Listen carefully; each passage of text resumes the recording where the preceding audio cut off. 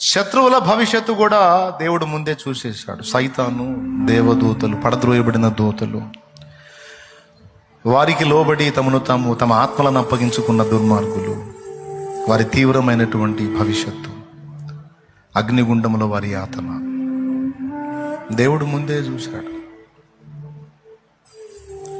దేవుడు చిద్దులాసంగా నవ్వుకుంటున్నాడు.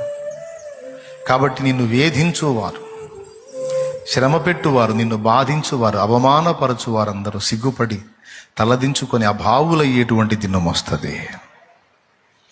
కాబట్టి ఎవరు ఏ పరిస్థితుల్లో ఉన్నా, ఎలాంటి వేదనామయమైన పరిస్థితుల్లో ఉన్నా, దేన్ని బట్టి కూడా నువ్వు కృంగిపోవడానికి వీల్లేదు. ఎందుకంటే నీ భవిష్యత్తు నా యేసయ్య చేతుల్లో ఉంది. ఓకే, నువ్వు ఎవరిని బట్టి ఇబ్బంది ఎదుర్కొంటున్న వారి భవిష్యత్తు కూడా ఆయన చేతుల్లో ఉంది. వాళ్ళ భవిష్యత్తు వాళ్ళ చేతుల్లో లేదు, వాళ్ళ భవిష్యత్తు కూడా ఆయన చేతుల్లో ఉంది. అర్థమైందా? కాలేదా? కాబట్టి ఎవరి స్థితి ఎలా మారిద్దో తెలియదు కదా. దేవుడే నీ శత్రువుల విషయంలో కూడా జోక్యం చేసుకుంటాడు. నిన్ను వేధించు వారి విషయంలో జోక్యం చేసుకుంటాడు.